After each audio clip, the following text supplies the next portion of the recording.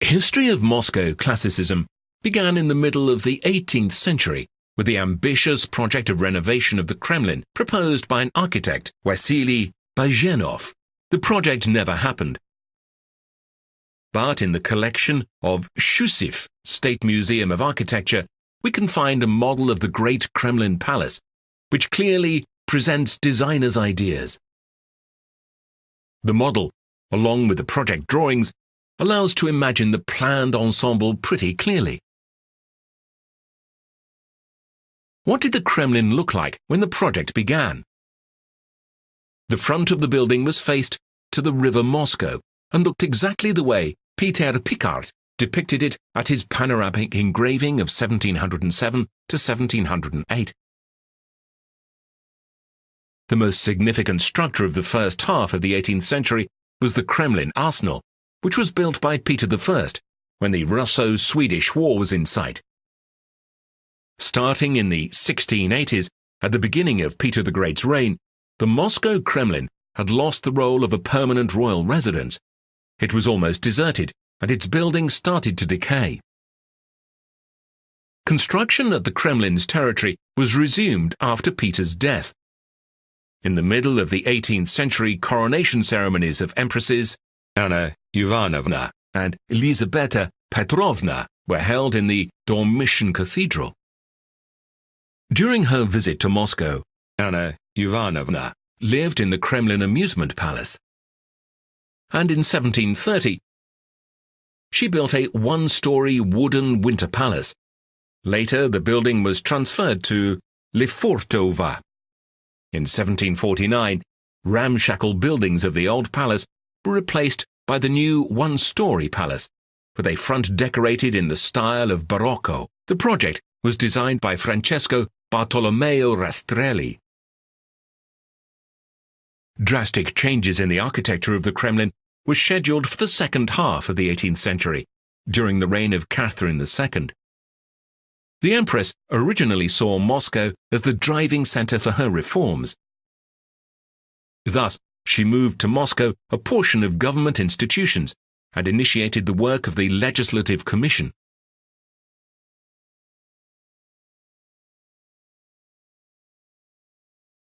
All these undertakings needed special facilities. Catherine II knew that monumental structures prove an empire's wealth and prosperity, so she decided to start rebuilding of the entire Moscow Kremlin ensemble. Being a historical, cultural and political center of the ancient capital, the Kremlin Hill, therefore, needed a change in purpose to serve as a symbol of new Russia. Catherine II spent in Moscow the entire 1767. She settled in Kolomenskaya, although there was a modest palace built for her in the Kremlin. The meetings of the Legislative Commission, which consisted of over 400 delegates of different classes, took place at the ancient Palace of the Facets, the biggest buildings of the Kremlin. A young architect, Vasily Bazhenov, who shared the values of French classicism, was honored with the opportunity to bring Catherine's plans to life. For the purpose of managing the process, the Special Kremlin Construction Commission was created. Public demonstration of drawings and ceremonial laying of foundation stones helped the project to gather attention of the citizens.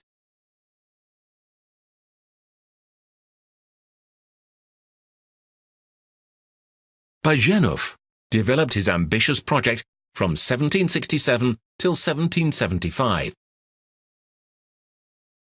and created several versions. The architect considered the model the most important part of the work. When the model is done, the half of work is done. It also was a great tool to test the ideas, taking proper account of landforms. The mock-up helped to study the way the new building would correlate with the old Kremlin structures. Bazhenov implemented the model with a great accuracy so that it could precisely provide his perception of exterior decorations as well as interior plans. The complex composition of the palace could be explained by the non-easy task of converting randomly built-up ancient town centre and a system of geometrically organized spaces. The main front of the architectural ensemble faced south and was 63 meters in length.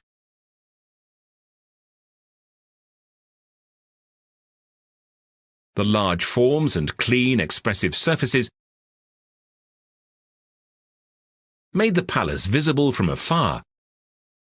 Solemn spirit of classical architectural tradition dominated in the Moscow city centre. In the base of the construction there was a mighty stylobate equipped with arches, which worked as groundwater drainage solution. An avant-corps with rounded corners emphasized an extended four-story facade of the building.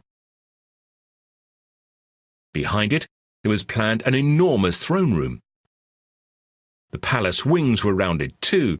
They constituted two curves and served as frames to two plazas, a round one at the right and a semi-round at the left. Two lower stories had a facade with a rusticated finish. For architectural decor of the top stories, Bajenov implemented Ionic order with its typical cannelures. A continuous colonnade embellished the central part of the building. Columns also formed two projections that divided the enormously long facade. According to the original project drawings, the central part of the building's attic should be decorated with allegoric sculptures, national emblem, and Catherine's monogram. Initially, the architect planned to set up terraces along the southern front of the palace. It was also proposed to pave the riverbanks with cobblestone.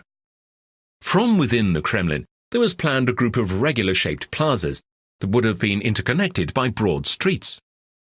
The Oval Plaza was to become the center of that space. From the south, the plaza was framed by semi-round buildings of the palace. From the north, it was enclosed by decorative walls. The continuing row of over 100 columns is placed on stepped pedestal, constituting a giant amphitheater. Apparently, the plaza was planned for the purpose of grand celebrations with multitudinous guests. There were 3 radial streets extended outward from a center. They led to Troitskia, Spaskia, and Nikolskia gates.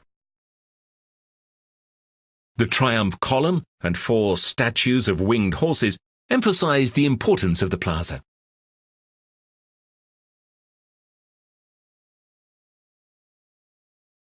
The inner concave facade of the palace enclosed cathedrals of the cathedral square and a part of an old palace that was preserved as a symbol of respect for ancient traditions. This architectural solution had been explicitly stated by the Empress. From the east, Oval Plaza adjoined a semi-round facade of a theatre building. A collegium facility, according to the plan, was to be erected at Niglinia riverbank between Borovitskia and Troitskia gates. The facility should have been placed in the line with the Kremlin arsenal, resembling its plan and size. A semi-oval plaza in front of arsenal was composed by 2 semicircle buildings.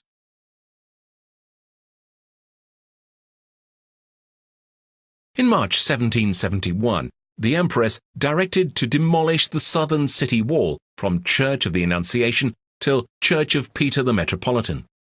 Later, the clarification was made. 50 saji of wall, 100 meters, should have been dismounted on the both sides from Tayanitskaya gates. Besides the Tayanitskaya tower itself, this piece included the first nameless tower. The both were demolished. The work was completed by June of 1772. During the preparation of construction, there were demolished facilities of Prikaz, Zapasnoy Palace, Armory Gallery, the Old Mint, and tumble-down buildings of several private and monastic yards.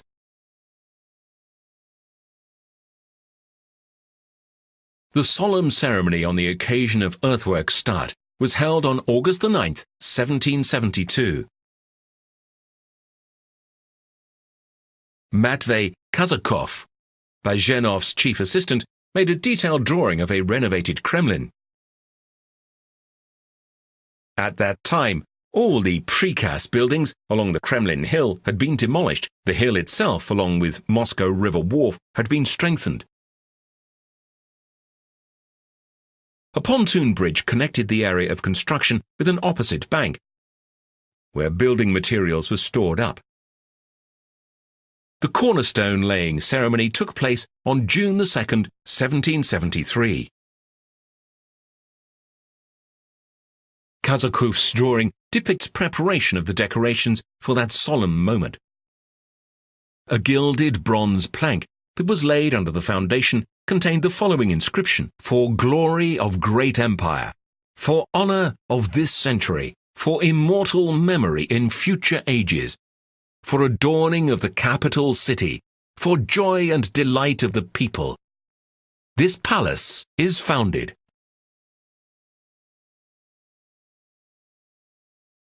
In his ceremonial speech, Bazhenov mentioned, "The city of Moscow refreshes today. Rejoice, Kremlin!" In the honor of the event, a special commemorative medal was manufactured. It depicts the new palace at the one side and Catherine II's portrait at the other. In March 1774, the model was taken to St. Petersburg, where the Empress examined it and approved the project. However, funding of the construction discontinued, which indicated that Catherine lost her interest in the project. Later in spring, the soil alongside Cathedral of the Archangel squeezed, and hence an excuse for termination of construction was found. In May 1775, a Catherine II's decree shut down the construction of the new Kremlin ensemble. At the beginning of 1782, the demolished piece of Kremlin wall was restored. The Empress never built a palace in Kremlin. During the reign of Pavel I, Catherine's son, the facade of the old Kremlin palace was reconstructed. The project was led by an architect, Nikolai Lvov. A watercolor of Fyodor Alexeyev's school depicts this building, now long ago disappeared. The project that never happened became a unique page in the history of Russian architecture. The enormous ensemble had a fair chance to become Europe's biggest classical building. Bazhenov established a new school of craftsmanship for the entire generation of architects, and his approach played later the leading role in the formation of Moscow classicism.